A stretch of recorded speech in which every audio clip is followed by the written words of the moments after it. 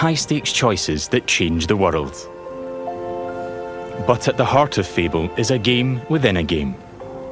An endless interconnected life sim where you'll be remembered for changing people's lives, building property empires, manipulating the economic fate of entire settlements, and more. And as you do all this, you'll build different identities and experience a complex, nuanced morality that is so much more than good versus evil. It's what you'll do in Fable when you aren't saving the world, and we call it building an extraordinary life. Let's dive in. Here I am in the middle of Oakshire, one of the 6 regions in our visually diverse open world. It's characterised by beautiful rolling hills and lush, colourful foliage, inspired by the British countryside. There are settlements of different sizes throughout the world, each with their own population, traits and landmarks. Albion is full of variety. We can see one of those settlements up ahead. Silverbrook, a peaceful farming town and the largest settlement in Oakshire.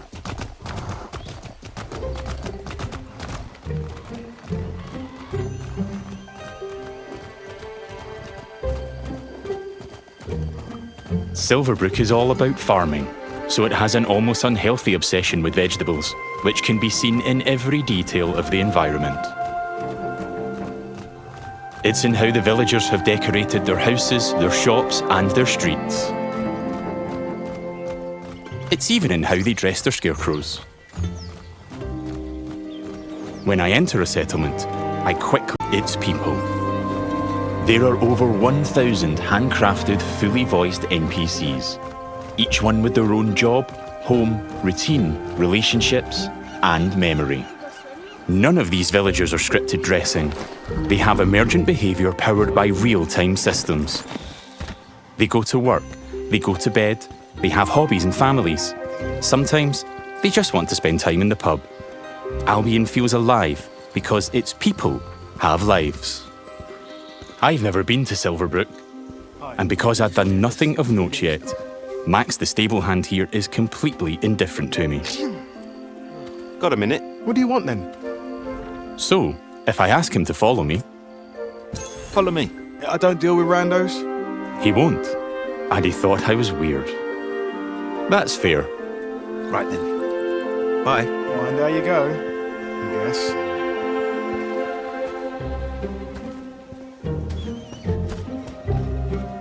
In the story, I'm here investigating if there's a connection between Isabel, the powerful red-cloaked hero I'm pursuing, and the strange magical incidents being reported in Silverbrook. Is that a hero? Hey, I've heard something about giant vegetables and a hero called Arden, who lives nearby. Maybe they could help me find Isabel. And it seems there's a bit of a commotion in the town square.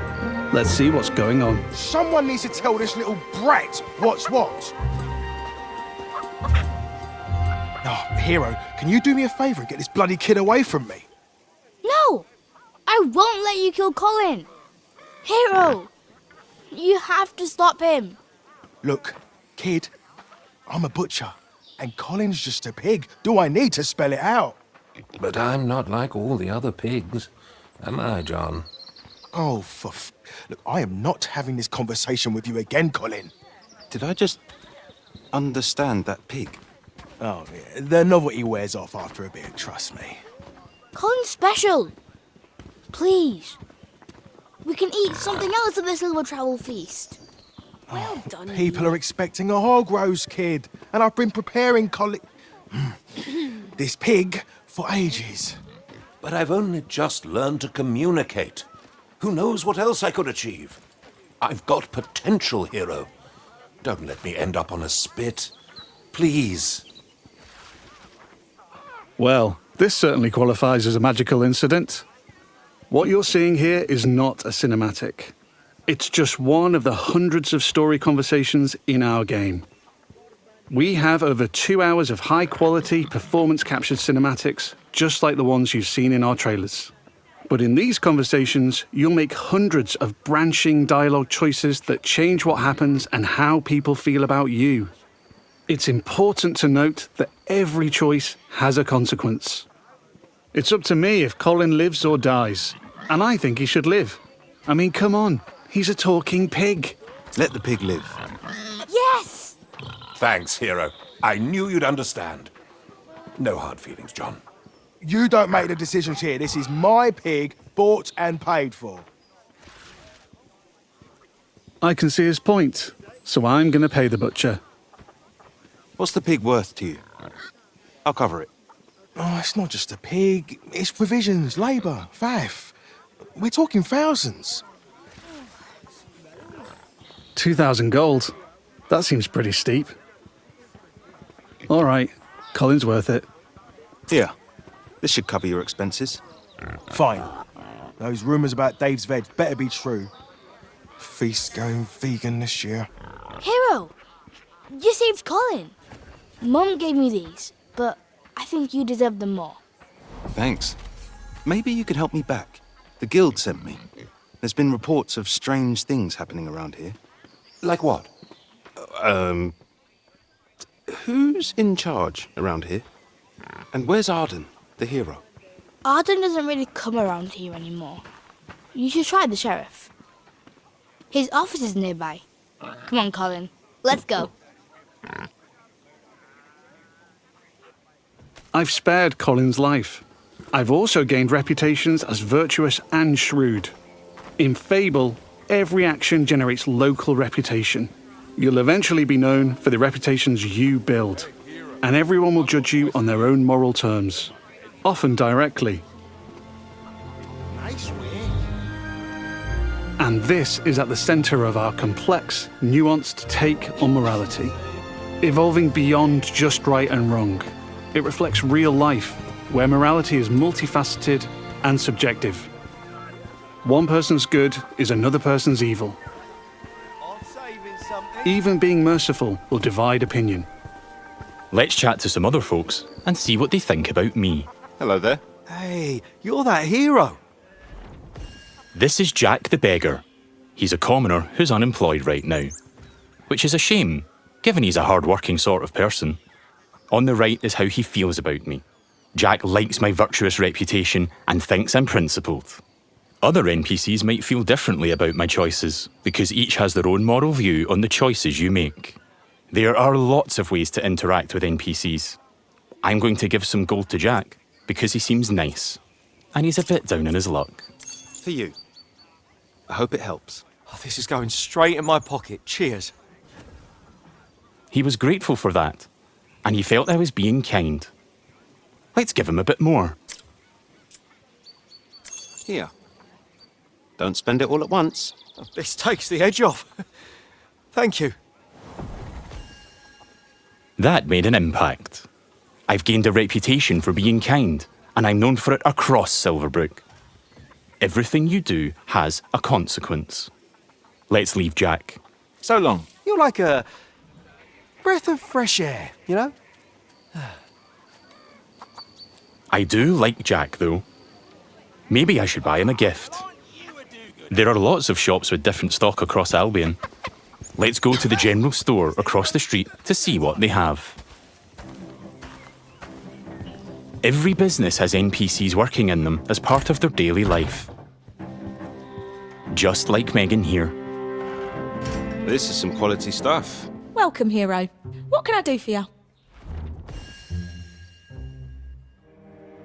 Doing my deal to save Colin gave me a shrewd reputation, and Megan here is a fan. She's an ambitious commoner, and she thinks I'm savvy because of my earlier deal-making. Every NPC has unique characteristics driving who they are and what they think of you.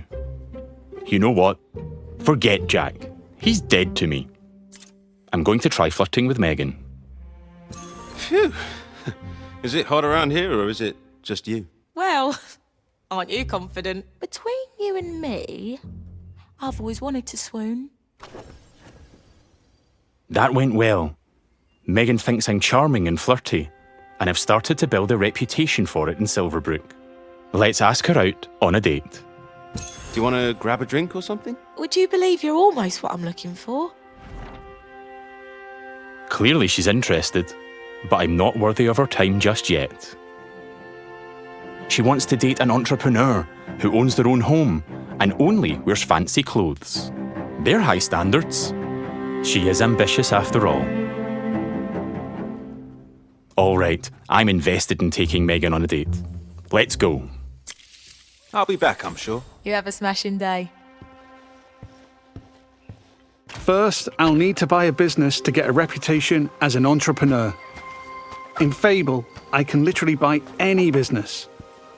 I could buy that bakery across the street, or around the corner, I could buy one of the stalls. But you know what? I think I like the pub. The Silver Trough. It's simple to buy a property. Interact with the deed outside the front door to see income, price, and the number of people employed there. To be honest, I've always wanted to own a pub, so let's buy it. Maybe this is the start of my business empire. I'm a proud new pub owner. Now I can set prices and wages, and I can manage the staff. Every villager performs differently. Here, Susan the bartender is great with customers because she's caring. And that's giving my pub an income boost of 10%. Thanks, Susan. The pub's understaffed though. As the new owner, I should probably sort that out. And guess what? I know just the hard-working fellow. Let's go back to Jack the beggar. They're so pure.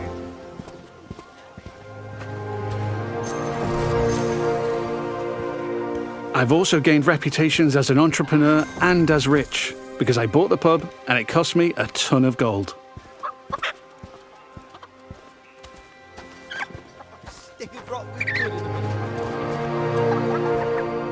Jack, you're no longer dead to me. Hi there. Hey, you. Jack still likes me for my kindness earlier, but I like that Jack is hard-working, so I'm going to give him a job in my pub. Got a job, if you're interested. I can probably do that, yeah. I can hire anyone, providing they like me enough to accept my job offer. Great. Jack is thankful I've made a positive impact on his life. He's no longer a beggar, and he's now a bartender. Cheers. Yeah, makes sense. There are so many other people to talk to. Villagers react to the reputations you build, They'd help with anything. and they remember the things you do to them. Now the pub is fully staffed, and Jack can head off to work. Incredible. Take your time, Jack. Next, I need some fancy clothes. Let's head to the tailor.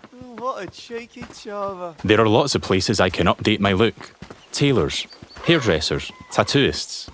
And every settlement has different options available. There are rare outfits to discover in the more dangerous parts of Albion too. There are tons of options to create a unique look for your hero.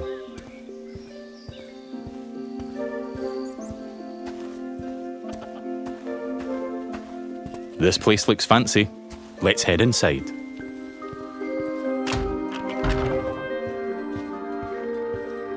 This is the tailor, Rhiannon. So much choice on offer. We're closing soon. Just like real life, wealth is a divisive topic, and Rhiannon has her own views. In stark contrast to the ambitious Megan, she's very much not a fan of rich entrepreneurs, and she thinks I'm out of touch. Which makes sense, given she's humble. Let's have a look at what she's selling. Fancy clothes, hopefully. Can I see your stuff? Don't waste my time. Rhiannon's jacking up the prices by 80% just for me. Looking closer reveals why. That's just how much she hates me. This is just one example of where your choices ripple through all the interconnected systems. And here I've got her character customizer. I'm free at any time to find a wardrobe and change a bunch of different things about myself. I can change my skin tone, body, head, hair, and lots more. In the tailor, I can only buy clothes. But there's over 120 different shops in Albion, each with their own stock and items to buy. Let's finish my outfit with some fancy shoes.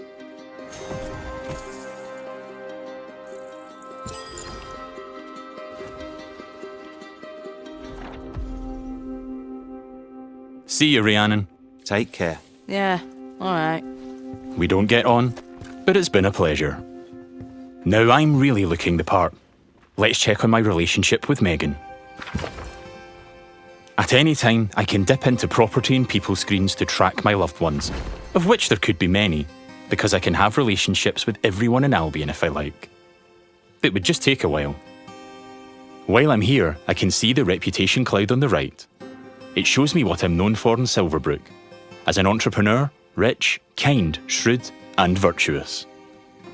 On a single moral scale, these reputations would be seen the same way, as absolutely good or evil. However, as we've seen with Megan and Rhiannon, Fable's morality reflects the complexity of judgment we see in the world today, where everyone has their own moral view. The last thing left for Megan is to own a home. I'm a bit short on cash though, seeing as I paid a fortune to save Colin and bought a pub. But since I've bought it, I've been earning passive income, so let's swing by to collect it. The people of Silverbrook all have their own nuanced, subjective view of who I am and what they think of me. But if I don't like my reputations in Silverbrook, I can pay the town crier to change them. I give them gold, a lot of gold, and they spread a new reputation for me. If you're rich enough, you can change what people think of you. Here I am at the Silver Trough, now under new management. Let's head inside and check in on our employees. There's Susan, my star bartender from earlier. Well, aren't you a do-gooder? Hey, you. Working hard? Just who I wanted to see. You. Oh, she fancies me because she thinks I'm compassionate. Sorry, Susan. I only have eyes for Megan. Keep at it. You and me, boss. You and me. Hey. And there's Jack. Let's say hi. How's it going? Just working. You know me. I knew you'd work out, Jack. He is a hard-working commoner after all. Keep up the good work. Farewell. See you, boss. Things seem to be ticking over in here, so I'll head downstairs to the income chest to collect my profits. Looking good. There's an income chest in every business I own and every property I live in. It means I don't have to go to each individual place, and I can collect all my income from any of them.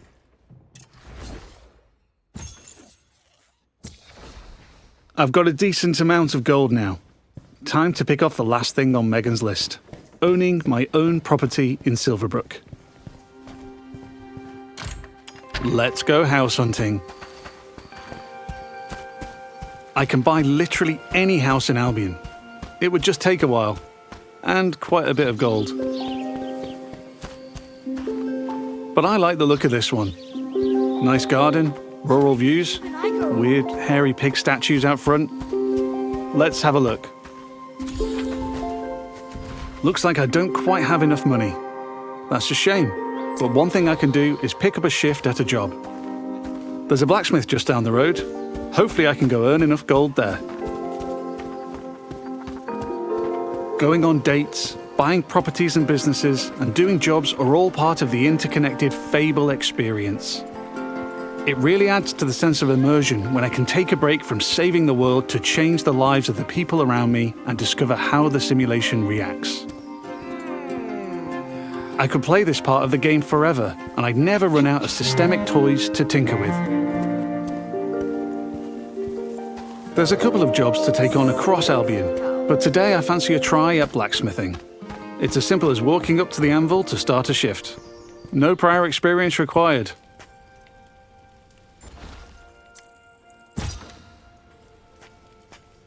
In the interest of time, we've reduced the time limit here, but regardless, it's a classic case of risk versus reward.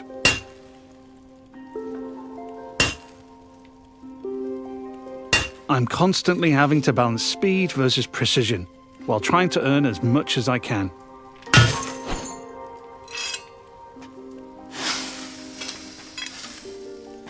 I need to hit all the hotspots to complete an item, but if I manage a perfect hit, just like that, I earn a multiplier on my gold.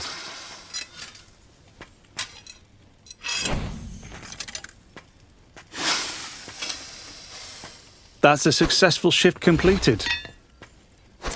I can return to the blacksmith any time to earn more gold and gain blacksmithing experience while building my reputation. I've now got just about enough gold for the house. Let's head back down the street and buy it.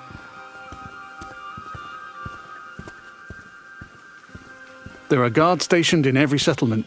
They're always there to keep a watchful eye on the villagers and probably 2 eyes on a hero. If I get caught committing crimes, I'll find myself in trouble with the law, and that will change what people think of me.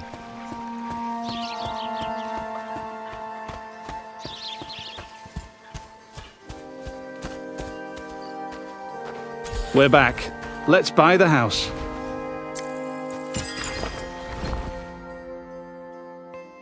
Now I'm the owner, I can hike up the rent or even make it free if I'm feeling charitable. I can manage my tenants too. I can let them stay and keep collecting the rental income, but I want to move in myself, which gives me the choice to just chuck them out on the street or be nice and give them a bit of gold to leave. And if I chuck them out, that would cause me to be known as heartless. And I'm trying to be nice right now in case I ruin things with Megan.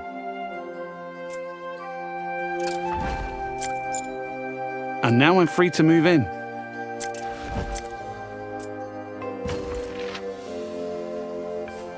Let's look around. Home sweet home.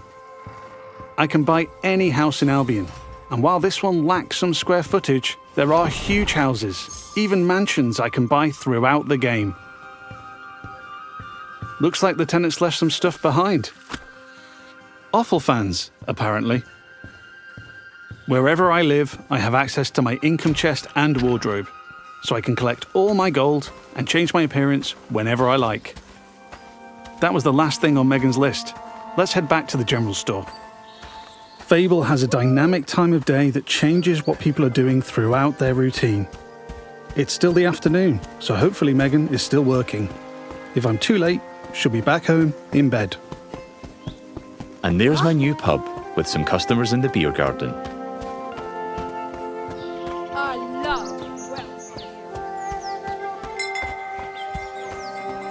Now we're back at the general store. Let's find Megan.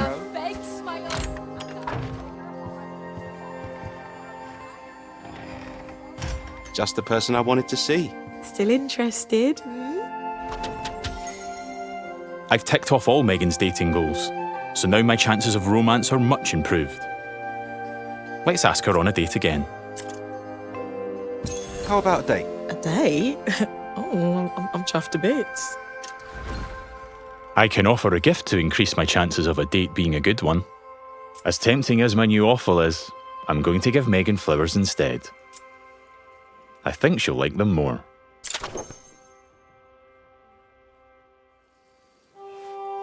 Here we are on a date at the Silver Trough. Hope I'm getting free drinks.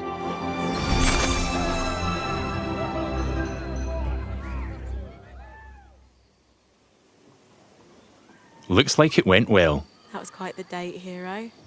Loved it. Hey, you. Oh, hero. Yeah, that date was just brill. Megan found me quite charming. I'd like to make things official, so I'll ask her to be in a relationship with me. So what do you say? Ready for something more? And what a lovely couple we'll make. Whatever comes next, I'm with you. It's official. That's not the end, though. I could build this relationship a lot more. We could get married, which comes with its own set of goals. We could move into my house and start a family. And I can even hire her for one of my businesses. Things could go the other way too. I could break up with Megan, or divorce her in future.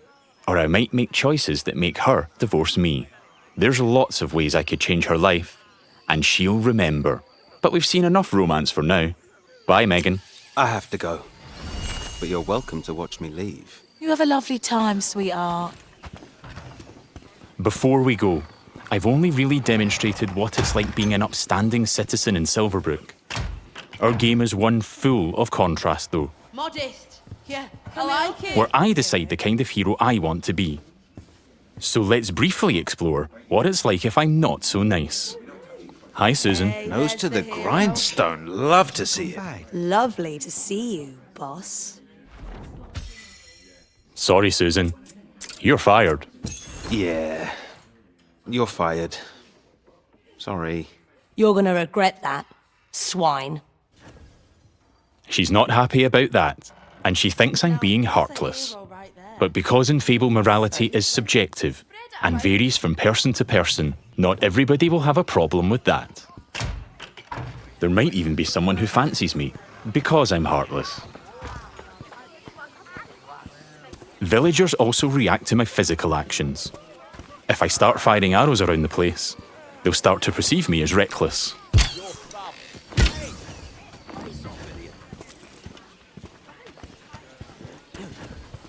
I can even take pot shots at the locals if I want.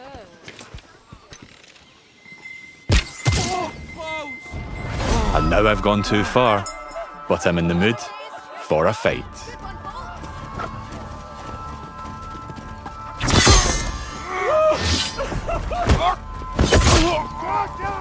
In Fable, you can express yourself with your own combat style, combining strength, skill, and will in style-weaving combat.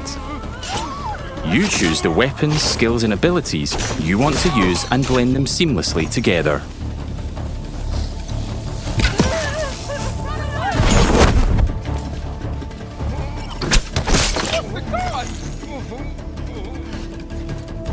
Stay still, please.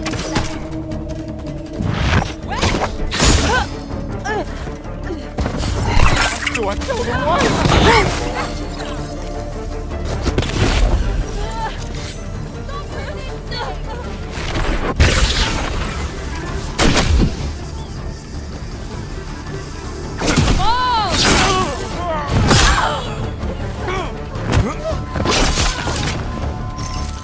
I'm putting up a fight, but backup will keep on coming until I leave Silverbrook. Peacefully or not. I think a tactical retreat is probably for the best. Now I have a bounty on my head which will grow with more crime. I can immediately pay it or pay a reduced fine if I spend long enough out of town. My reputations don't disappear with my bounty though. Once I'm known as a killer and a criminal, it'll stick with me until I put in the work to change what people think. Or until I've made an expensive visit to the town crier. Because the people in Albion remember what you do.